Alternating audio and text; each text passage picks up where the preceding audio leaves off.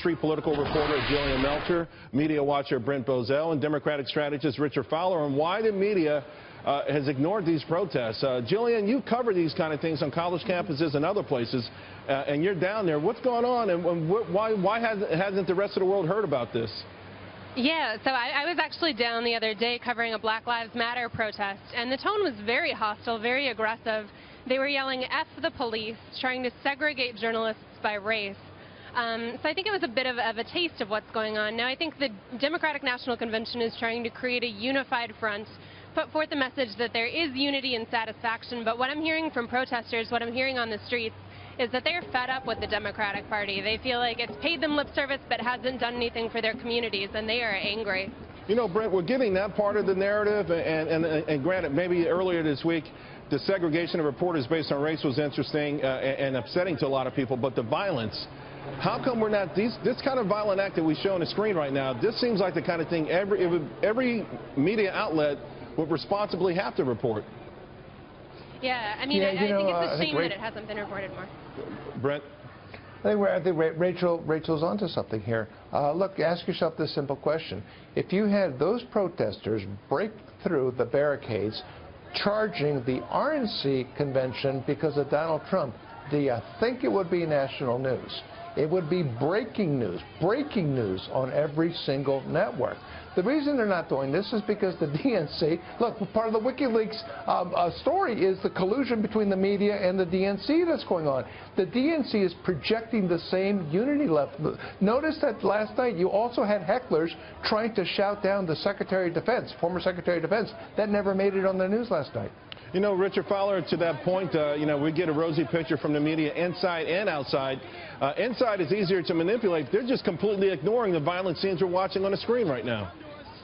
Well, one, let me correct the facts. I was on the floor when there was the hecklers, and the hecklers were not trying to disrupt the Secretary of Defense. What they were trying to do was they had shut the floor down because there was too many people on the floor, and the protest was saying, let our delegates back in. So they weren't saying no more war, no more war, no more war? No, first they were, no, the chant was, hold on, let us in, Richard, let us in, let her in. Well, listen, let the audience listen to it, and then we'll come back to you, okay? Let's just take a quick listen.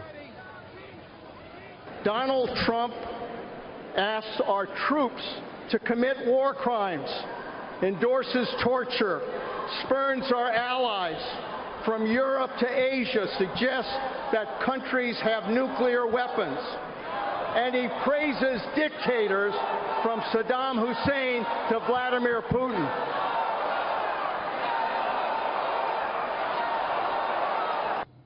All right, Richard, it sounded like no more war, but go ahead. Tell me what you heard. Well, yeah, and I remember that particular disagreement as well, and that was a small subset of the Oregon delegation. We were reporting it from the floor. We had our cameras on the floor. I was on the floor. I mean, Brett wasn't on the floor. I was on the floor. But I guess the question is, do you feel like the mainstream media is doing its usual sort of defense of the Democratic Party here, not showing the anarchy outside or the disarray and disunity on the inside? Well, I mean, if you look at the reporting that we saw yesterday, right, the first hour and a half of the convention when it gavelled in from about 4:30 to almost about 6, everybody was talking about they were covering the Donald Trump rally. Every news outlet had a correspondent there. They took that correspondent live and talked about Donald Trump and the fact that the Russians should hack Hillary Clinton's emails, which I would argue is treason, and everybody was talking about it. Every single media outlet was talking about it when it happened. Brent, we're going to stay on topic here because tonight is the wind-up, if you will, and it's gotten more rambunctious every single night. And I, by the way, salute the Philadelphia police force for the restraint that they showed last night. You wonder, though, if they can do that if it gets any worse. No, you know, and it is a very serious situation, and it does need to be reported. And I think I said, and by the way, what you just last guest said was preposterous. Everybody heard it. And by the way, the president himself was heckled last night too. I guess he's going to deny that one too. I was on the floor, and the president was not heckled.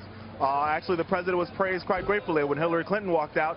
The arena just a couple feet from here erupted. You could hear the shaking. We were in the media tunnel when it actually happened, and you could literally hear the shaking from the crowd. But I think part of why we're not hearing as much of it can't have all three, guys.